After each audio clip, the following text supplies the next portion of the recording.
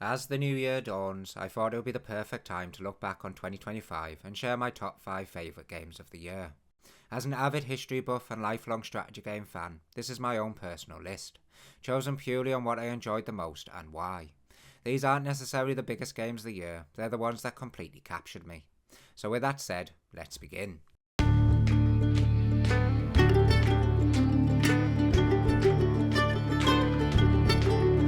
For those of you that follow my channel, this one probably comes as no surprise. As a lover of all things Stronghold, how could Crusader Definitive Edition not make the list? This brilliant remaster of the fan favourite has brought Stronghold Crusader into the modern era, with updated graphics, improved AI, new bettering units, better multiplayer, co-op skirmish trials, and a plethora of updates that just keep on coming. We've had new lords, new missions, new maps, and more, and honestly it's been absolutely incredible to see Crusader return in all its glory. I've had an amazing time this year playing online, going through the new co-op campaigns with friends, and working my way through the updated campaigns. It has generally made my 2025. And now I hope we get Stronghold 2 Definitive Edition next, because us fans truly deserve it. Now, Kingdom Come Deliverance is hands down my favourite RPG of all time, and Deliverance 2 did not disappoint. For me, no game comes close to its level of immersion. You really do feel like you are Henry, the character you play as in the game, living in medieval Bohemia. When I first heard that Deliverance 2 would continue Henry's story, I was slightly nervous.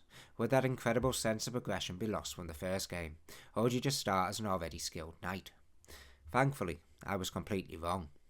At the start of the game, Henry is injured during a desperate escape with his friend and superior Sir Hans after an attack on their company by bandits, with Henry taking an arrow to the back, falling from a cliff, losing much of his strength and skill, and is later abandoned after a bar fight started by Hans himself barely a few days later.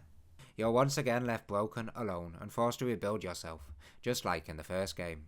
And that character development, that sense of growth, for me it is simply unmatched in any other RPG series. The game itself is fantastic, a truly immersive medieval RPG that, in my opinion, blows Skyrim out of the water. With a larger map, new weapons like gunpowder, better gear, and an astounding amount of things to do, Deliverance 2 is the kind of game you can just disappear into for an entire year. If you want to truly live in a medieval world, look no further. You generally won't be disappointed. As a lifelong fan of the original Command & Conquer, I was beyond excited when Tempest Rising was announced, and I'm happy to say it absolutely delivers. This is a fast-paced, base-building RTS that perfectly captures the gameplay, atmosphere, and the energy of the classics. The music is furious, the gameplay is fast, and the campaigns are fun, focused, and full of personality. Each faction has its own campaign, units have unique abilities, and it just feels like classic Command & Conquer Reborn. Yes, it's simpler than modern RTS games like Company of Heroes and Age of Empires 4, but that's exactly why I love it. Tempest Rising is a love letter to the old school RTS. In many ways, it's the city skylines of Command & Conquer. Someone else taking the formula and absolutely nailing it. Now we move on to one of the most unique strategy games I've played this year, Master of Command. Inspired by the real-time battles of Empire and Napoleon Total War, the game is set during the 7 Years' War, and is impressively historically accurate, featuring real historic figures, real weapons, real units, and real buildings. But it isn't just a Total War clone. There is no grand campaign map. Instead it plays more like Mount & Blade. You control a general, build up an army, manage food, ammunition and supplies, and grow through conquest and trade. The campaign is split into 3 acts, each ending in a massive climactic battle. Lose all your men and your general, and it's game over. The customization and progression systems are fantastic. Over time you can completely transform your army with new weapons, updates and abilities. The real-time battles, slow, methodical, tactical and incredibly atmospheric. Positioning matters, tactics feel authentic. It's a refreshing change from the faster RTS styles we're used to.